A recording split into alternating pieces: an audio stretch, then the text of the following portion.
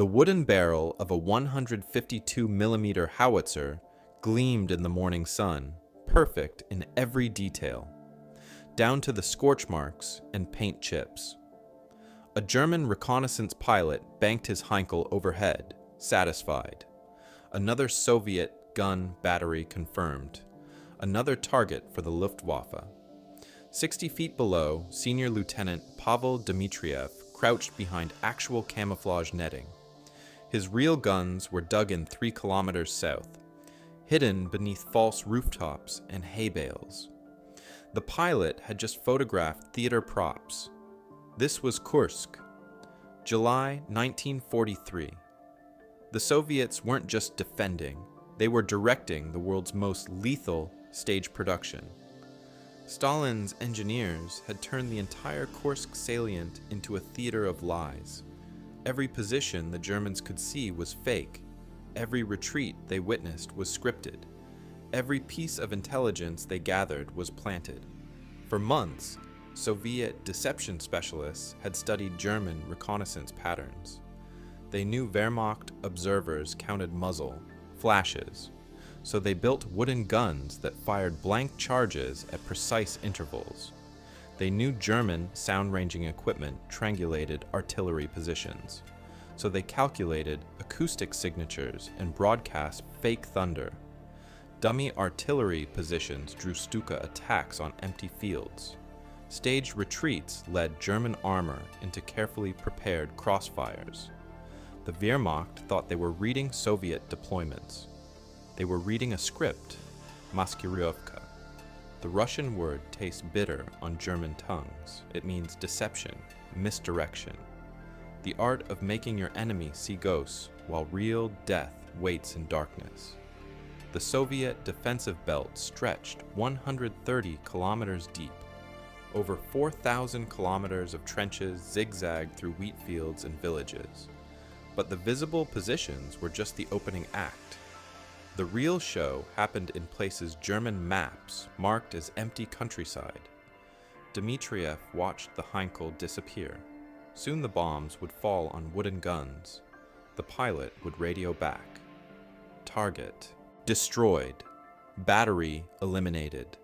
Another tactical victory for German precision. The lieutenant smiled.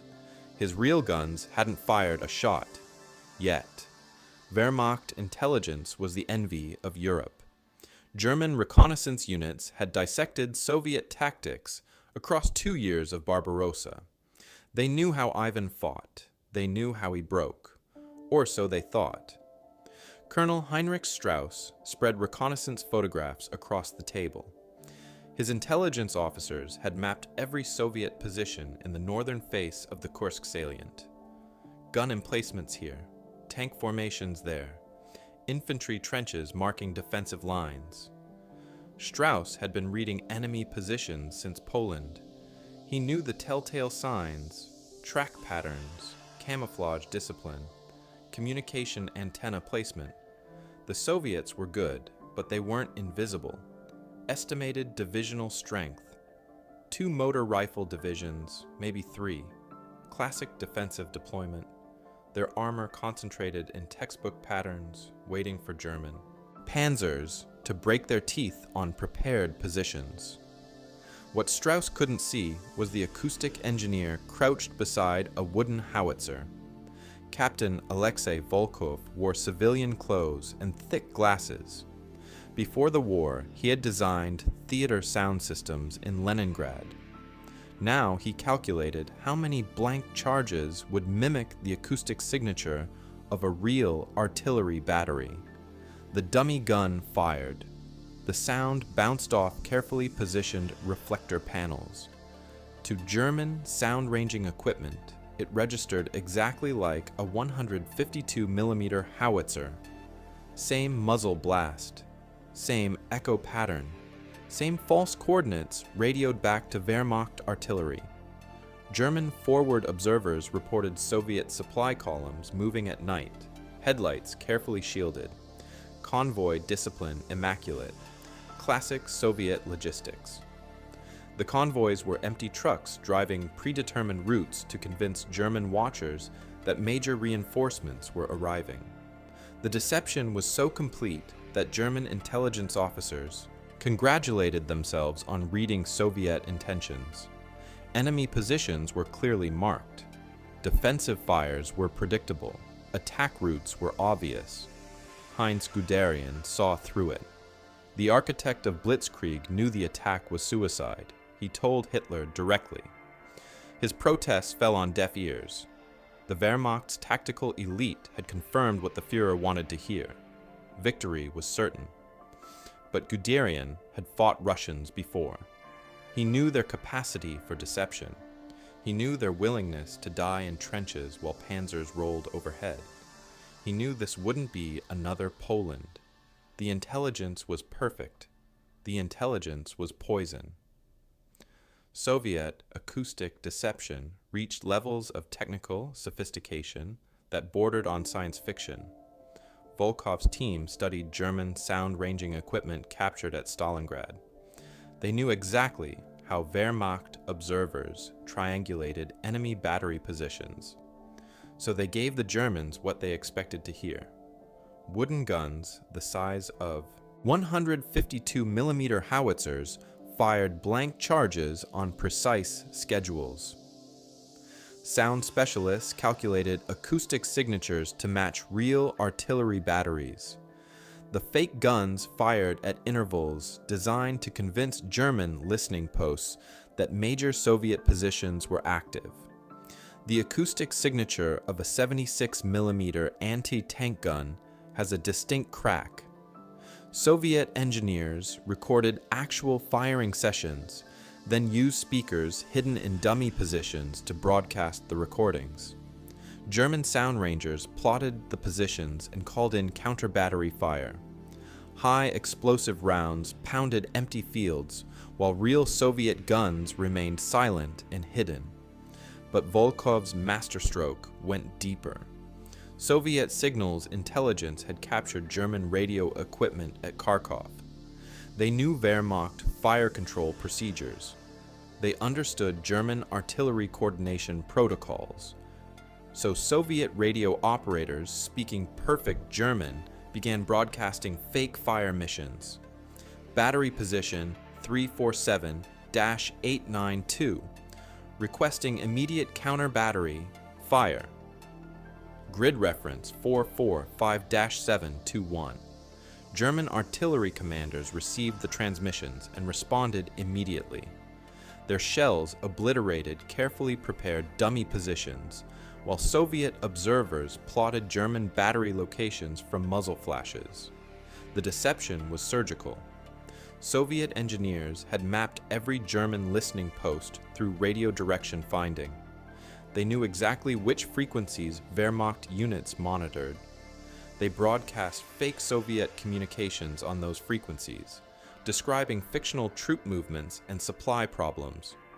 German intelligence intercepts painted a picture of Soviet confusion and weakness, units out of position, supplies running low, morale cracking under pressure. All lies. All perfectly crafted lies delivered by Soviet actors who understood exactly how German intelligence expected defeated enemies to sound.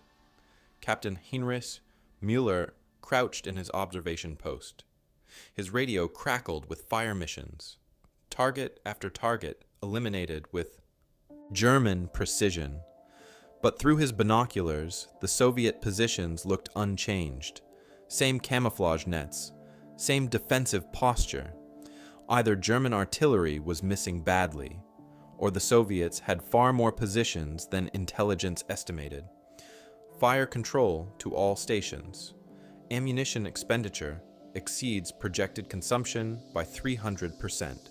Confirm target destruction. Muller watched another salvo impact empty ground. The coordinates were perfect. The intelligence was accurate. The results were invisible. Soviet sound engineers had calculated every echo, every harmonic, every acoustic trick that would convince German ears they were hearing real artillery. The Wehrmacht was fighting a symphony of deception conducted by men who understood that war was just theater with real bullets. Tank tracks don't lie. German reconnaissance specialists knew that. Soviet engineers knew they knew it, so they gave the Germans tracks, lots of tracks, all leading exactly where Soviet planners wanted German panzers to go. The technique was brutal in its simplicity. Soviet engineers studied captured German tanks to understand track patterns. Panzer IVs left distinct impressions. Tigers cut deeper grooves. Each German tank type left signatures that experienced Soviet scouts could read like fingerprints. Soviet deception units used logs dragged behind trucks to replicate those signatures perfectly. T-34s with log chains attached created fake Tiger tracks. Trucks pulling wooden sleds simulated Panzer IV formations. The track patterns led from staging areas through carefully selected approach routes toward kill zones that looked tactically sound from the air. Senior Sergeant Ivan Kozlov examined his handiwork with professional satisfaction. The logs dragged behind his truck had replicated Soviet tank tracks exactly. German reconnaissance teams would find these trails, follow them north toward the tree line, discover evidence of massive Soviet armor concentrations moving to defensive positions. The intelligence would be photographed, analyzed, plotted on Wehrmacht operational maps. Every detail was perfect because Kozlov had studied captured German training manuals. The Wehrmacht taught their scouts to read track patterns like fingerprints, tank weight, track width, direction of travel, speed estimates based on track spacing. The Germans were thorough. They measured everything. So Kozlov's team dragged different log configurations, light tracks from imaginary T-70s, heavy impressions from non-existent KV-1s, mixed formations suggesting combined arms movements. The false trails led German scouts exactly where Soviet planners wanted them to look. Major Franz Weber knelt beside fresh tank tracks. His trained eye read the story written in mud. Heavy machines, recently passed, moving north at approximately 15 kilometers per hour, probably T-34 mediums with infantry support. Weber had been tracking enemy armor since the French campaign. These tracks told him everything. Soviet tank commanders were repositioning for defense in depth. Classic Doctrine: absorb the German attack in prepared positions, counterattack with reserves. He photographed the tracks, measured spacing, estimated vehicle weight. His intelligence report would reach division headquarters within hours. German planners would adjust their attack routes accordingly. What Weber couldn't know was the psychological dimension. Soviet engineers weren't just creating false evidence. They were crafting a narrative that German tactical doctrine would find convincing.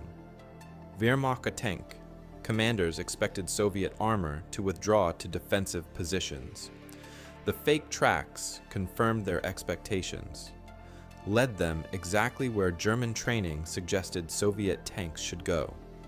The paths led to kill corridors so precisely surveyed that Soviet anti-tank guns had range cards prepared months in advance. Every position the pursuing Germans would occupy had been pre-registered. Every route they would take had been calculated. The mud never lied, but the stories written in mud could be fiction. The Soviet soldiers looked terrified. They abandoned their positions in obvious panic. Equipment lay scattered in their wake. Wehrmacht forward observers watched the retreat through binoculars and reached the obvious conclusion. The Russians were breaking. German radio intercepts confirmed the collapse. Soviet units reported ammunition shortages. Officers screamed contradictory orders. Panic spread through the radio nets. Classic Soviet disintegration under German pressure. Except the soldiers were actors. The panic was choreographed. The radio traffic was scripted in Moscow. Soviet deception specialists had studied German tactical psychology for 2 years. They knew Wehrmacht commanders believed in their own superiority. They understood German expectations about how defeated enemies behaved, so they gave the Germans exactly what they expected to see. The retreating Soviets followed predetermined routes. They abandoned equipment in patterns designed to convince German observers that the collapse was genuine. Rifles thrown in ditches, ammunition boxes scattered carelessly, radio equipment left behind in apparent haste. Senior Lieutenant Alexei Petrov threw down his rifle and ran. His men followed in apparent panic. Equipment abandoned, positions evacuated, the classic signs of Soviet infantry breaking under German pressure. Every detail rehearsed. Equipment abandoned according to predetermined patterns. Withdrawal routes designed to channel German armor into carefully prepared kill corridors. The abandoned ammunition boxes contained sand.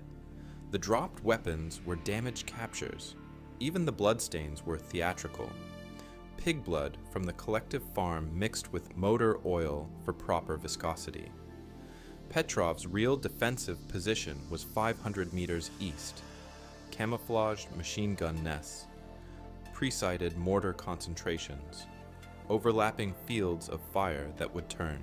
Advancing German armor into scrap metal. But first the Germans had to take the bait. German tactical doctrine was predictable. Wehrmacht commanders exploited enemy weaknesses with mechanical precision. Retreating infantry meant breakthrough opportunities.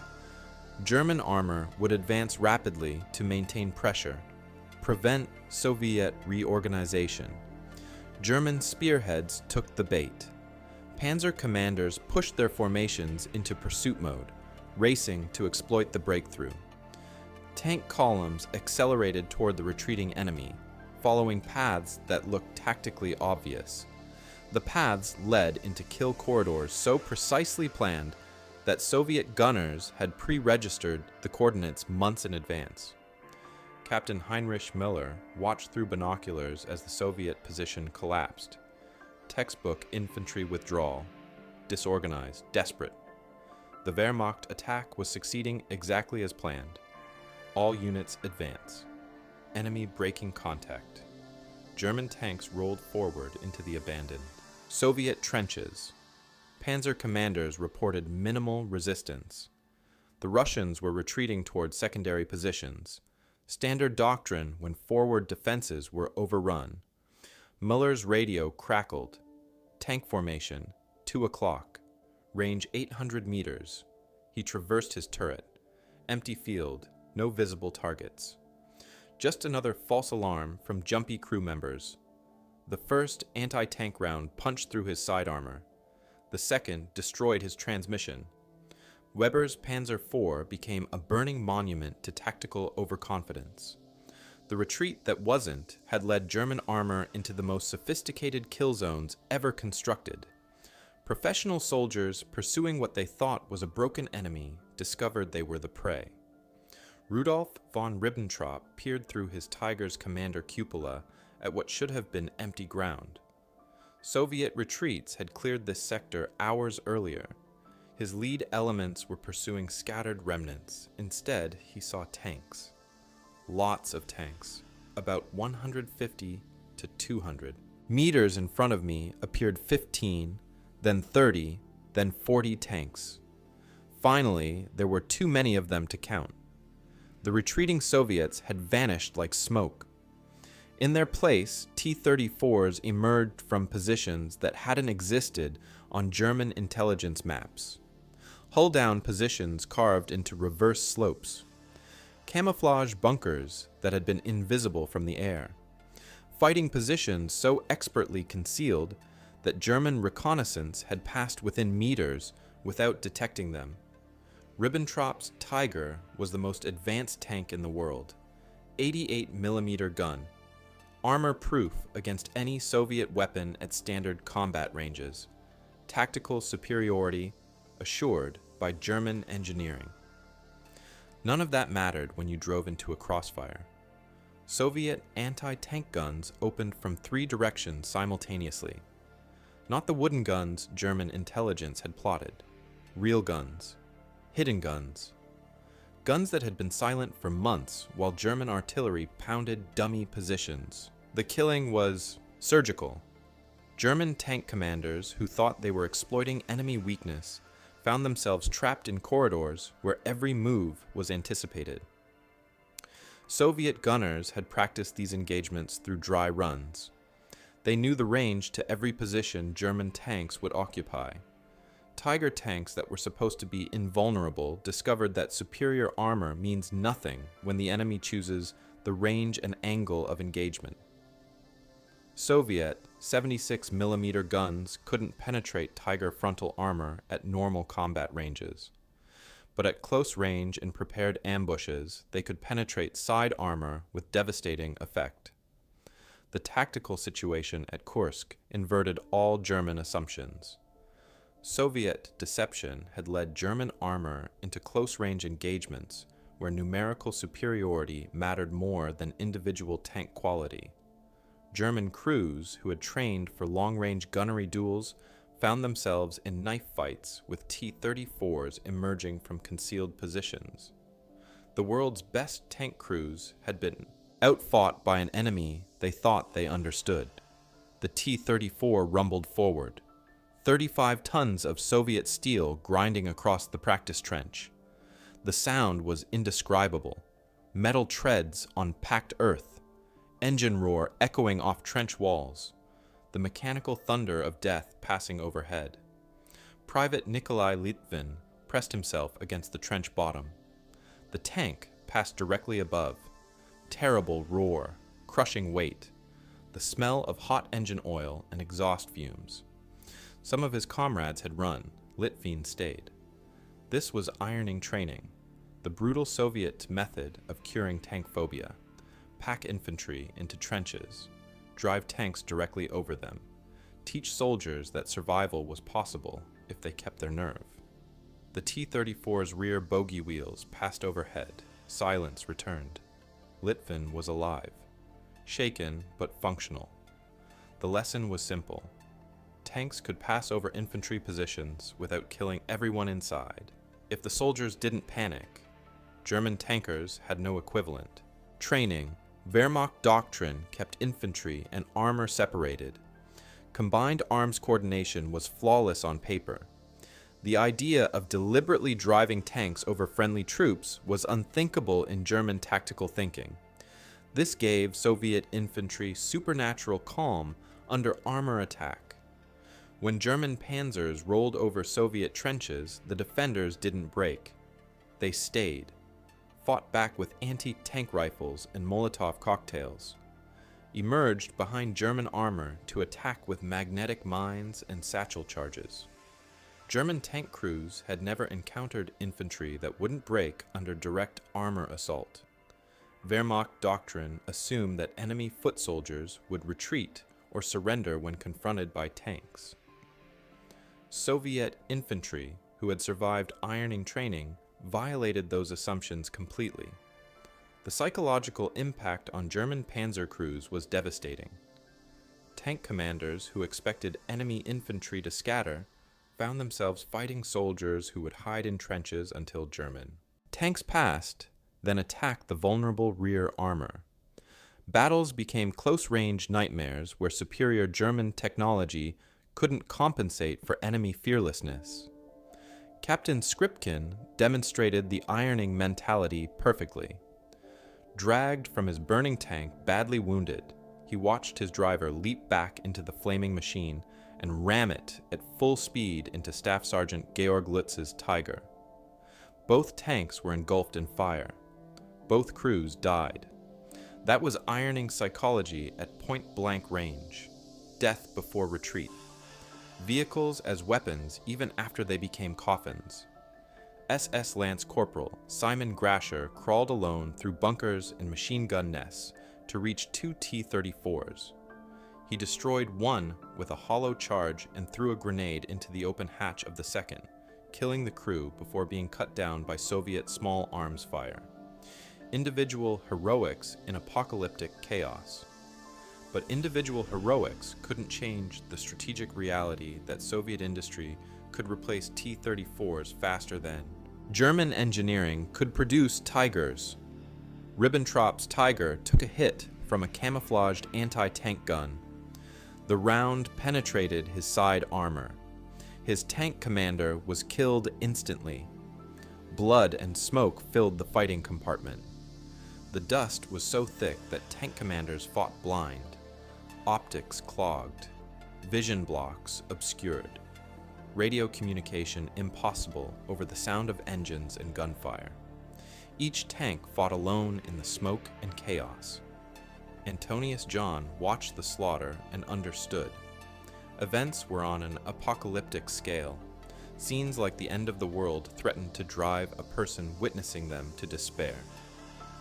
The battlefield at Prokhorovka on July 12, 1943, became the largest tank engagement in history. Steel against steel across fields that had been transformed into abattoirs. T-34s burning like torches. Tigers knocked out by ramming attacks when ammunition ran dry. The carefully planned deception warfare of the previous weeks had compressed into close-range killing where tactical doctrine was worthless and survival was measured in seconds. Soviet commanders discovered an irony of their own making. The 15-foot deep anti-tank ditch dug weeks earlier, hidden by grass and camouflage nets, designed to channel German armor into kill zones, was now catching Soviet T-34s as they charged forward. Wave after wave of tanks bunching at the crossing points. Easy targets for German guns. The tactical trap had caught the wrong prey at the wrong moment. But the broader deception had worked beyond any reasonable expectation. German combined arms doctrine was the finest military thinking in the world. Wehrmacht tactical manuals were studied at staff colleges, from West Point to Sandhurst. German operational art had conquered Europe from the Atlantic coast to the suburbs of Moscow. None of it worked at Kursk. The problem wasn't German tactical competence. The problem was that Soviet deception had turned German competence into a liability. Every German tactical strength had been analyzed by Soviet intelligence and transformed into a trap. German reconnaissance was superb, so the Soviets gave German reconnaissance exactly what it expected to find. Wehrmacht intelligence painted detailed pictures of Soviet positions based on careful observation of elaborate deceptions. German artillery was precise and responsive, so Soviet Maskirovka specialists led German guns to pound empty fields, while real Soviet batteries remained hidden and silent. Wehrmacht counter-battery fires destroyed wooden guns, while Soviet artillery observed German muzzle flashes from safe distances. German armor coordination was flawless. So Soviet deception channeled German tank formations into prepared kill zones where coordination became vulnerability. Panzer units that maneuvered perfectly found themselves maneuvering into crossfires. The tactical breakdown was systematic. German doctrine emphasized rapid exploitation of enemy weakness. Soviet deception created fake weaknesses that became real German disasters.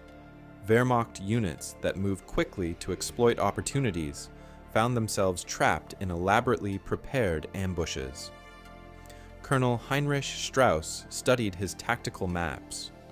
German armor was attacking confirmed Soviet positions. Intelligence was accurate. Fire support was coordinated. Yet progress was minimal. Resistance was heavier than predicted. Status report from 2nd Battalion. Heavy casualties, sir. Enemy positions stronger than estimated. Strauss traced his finger along attack routes. German doctrine called for concentrated assault on enemy weak points. His reconnaissance had identified those weak points: tank formations, artillery positions, infantry trenches, all confirmed by aerial photography. What Strauss didn't know was that every confirmed target was theatrical deception. German armor was attacking wooden guns. German infantry was assaulting empty positions. German artillery was destroying hay bales shaped like tanks. The real Soviet defenses were invisible, camouflaged as farm buildings, hidden in reverse slope positions, disguised as debris piles and abandoned equipment. German tactical doctrine had no provisions for fighting enemies that didn't exist where intelligence said they should be. Major Klaus Weber's tank company advanced according to doctrine: armor leading, infantry following, artillery supporting, perfect combined arms coordination attacking the wrong targets.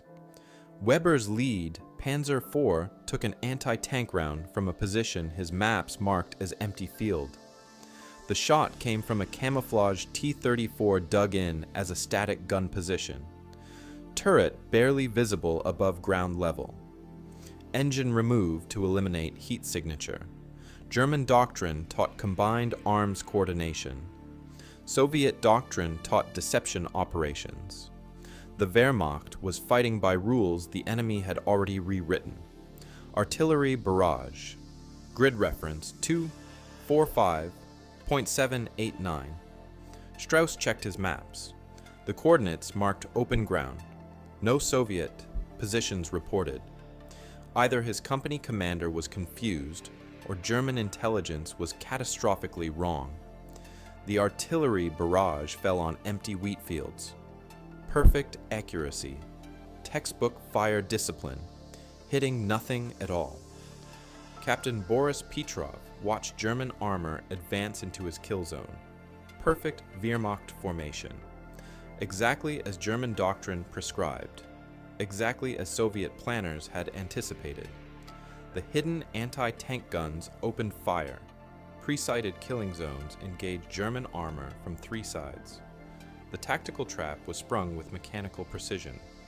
German survivors would remember Kursk as the day their doctrine died, when tactical superiority meant nothing against enemies who had studied German thinking more carefully than Germans studied themselves. Alfred Rubbel watched the disaster unfold and reached the obvious conclusion.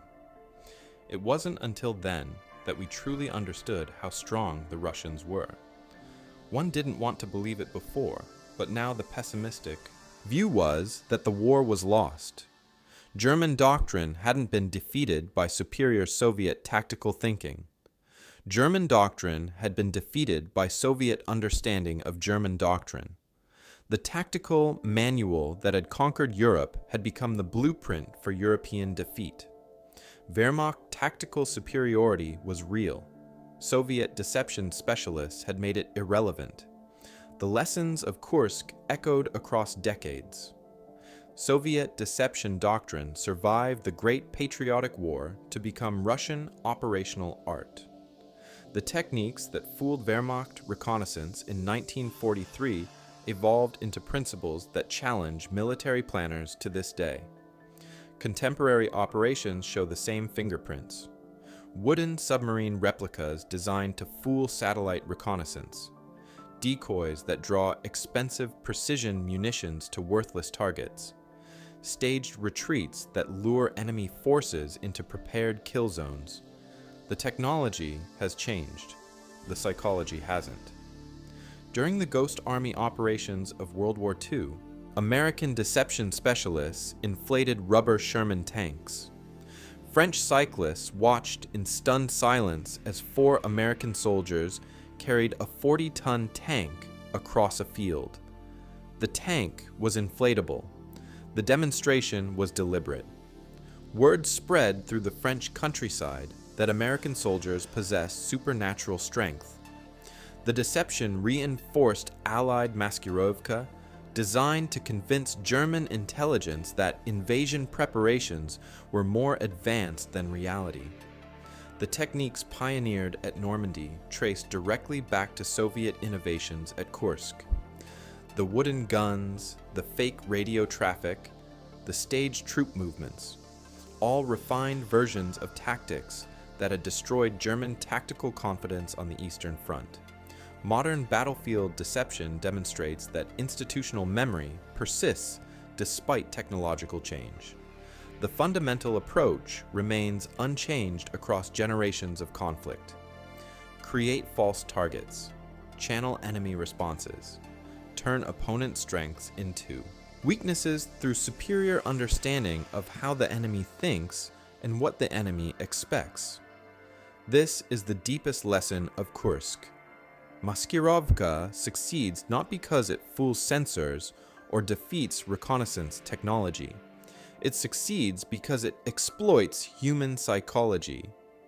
Intelligence officers want to believe their reconnaissance. Commanders need to trust their information sources. Soldiers must act on available intelligence. When professional deception is designed to give professional analysts exactly what they expect to find, the analytical process itself becomes the vulnerability. German intelligence officers at Kursk were skilled, experienced, and methodical. They were fooled not despite their professionalism, but because of it. Their training told them what Soviet positions should look like. Soviet engineers built positions that looked exactly right. German reconnaissance confirmed what German doctrine predicted. The intelligence was thorough, detailed, and catastrophically wrong. The Battle of Kursk proved that tactical excellence was worthless against strategic deception.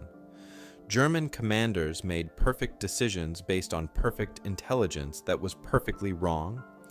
Their tactical competence became their operational weakness because Soviet planners understood German tactical competence better than German commanders understood Soviet deception capabilities. The wooden guns that drew German artillery fire in the summer of 1943 established principles that transcend specific conflicts, specific technologies, and specific eras. Deception succeeds when it confirms enemy expectations rather than challenging them. Intelligence failures occur when professional analysis meets professional deception designed to exploit the analytical process itself. Contemporary military doctrine still struggles with the Kursk lesson. Superior technology and training create tactical confidence. Tactical confidence creates predictable behavior. Predictable behavior becomes vulnerability when the enemy understands your tactical psychology better than you understand his deception capabilities. Dmitriev's hidden guns eventually spoke. When German armor had been channeled exactly where Soviet planners intended, when German artillery had exhausted ammunition on empty positions, when German reconnaissance had confirmed targets that existed only as theater props, the real Soviet defensive machinery engaged, real guns firing at pre-registered coordinates, real armor emerging from positions that didn't appear on German maps, real infantry that had survived tank after tank rolling overhead and emerged ready to fight.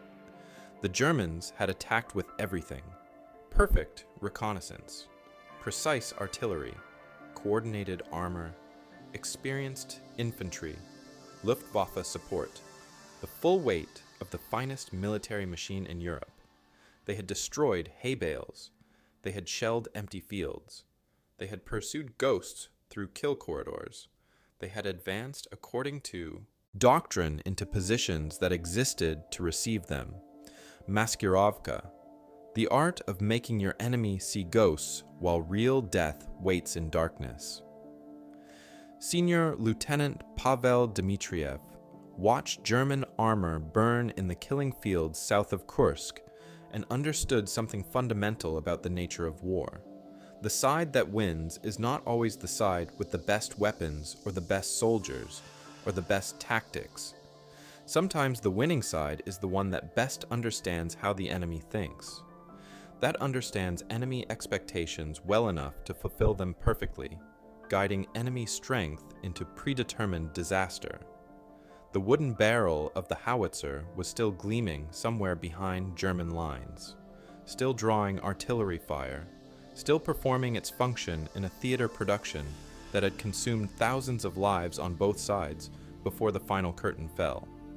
The guns were wooden, the casualties were real. The lesson endures. Who is deceiving whom, and who better understands the deception game? Stalin's engineers answered that question in July 1943. The echoes are still reverberating. If you enjoyed this story, hit subscribe for more World War II historical deep dives every week. Thanks for watching.